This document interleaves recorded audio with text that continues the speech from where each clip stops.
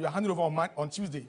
Then on Monday, you make payments of 2 billion Ghana cedis from Controller and Bank of Ghana to contractors. You were not checking this thing as a transitional. I say, but they were still in charge even as yesterday until they handed over to President Mahama. I say Monday. So all you could do was just whistleblow. You can't do anything. Is that the ministry that they gave someone a director and then they change him within a week? Exactly. 2 billion These people Monday. And this fuel matter in the last 8 years. Even the family members of Akufo-Addo have been fighting over who to import crude for our plants. Because you know what, Prof? It is a very lucrative business.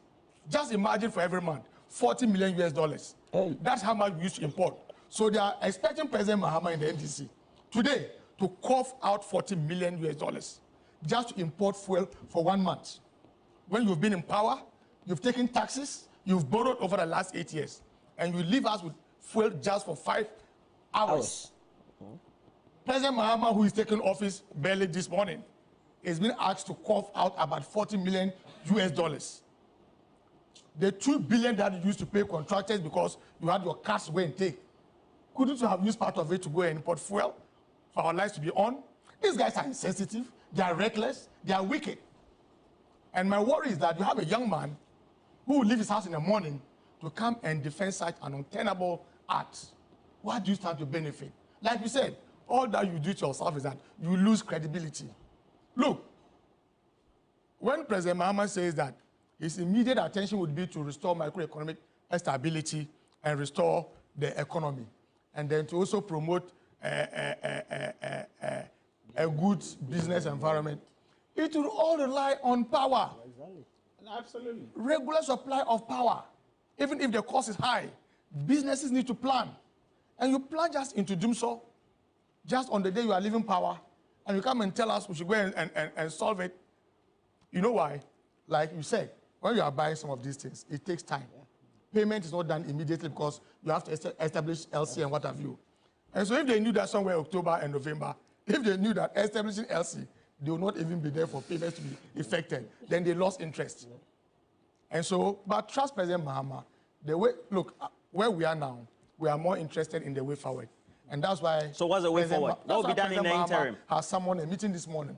All the players would be in a meeting, and then they will try to figure a way out. When you talk about the BDCs, what I do know, I stand for correction. They do, the BDCs would import finished products. Finished products, yes. What we need in this case is not a finished product. It's a crude. It's a crude. That crude will have to be refined. They have a way they also process it, not the one that we use in our filling stations. Yes, so the BDCs import finished products for our OMCs to also sell.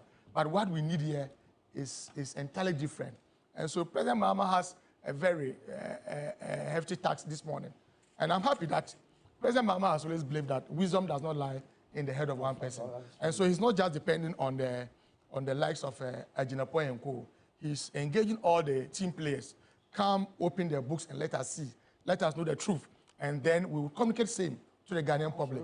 I think that when we engage all the stakeholders today, we should be engaging the Ghanaian public, maybe through a press conference, for them to appreciate exactly what the situation is, as of yesterday when we were taking power from the NPP. I mean, this is reckless, and we shouldn't tolerate this. And like you said, Prof, we should hold them accountable. The minister who said they had transferred $70 million US, he should give us evidence of that transfer to GMPC. Look, energy sector debt alone, 2.5 billion. It's getting to 3 billion. 2.5 billion US. At the exchange rate of 15 Ghana cedis, that gives you about 40 billion Ghana cedis. And so when you are talking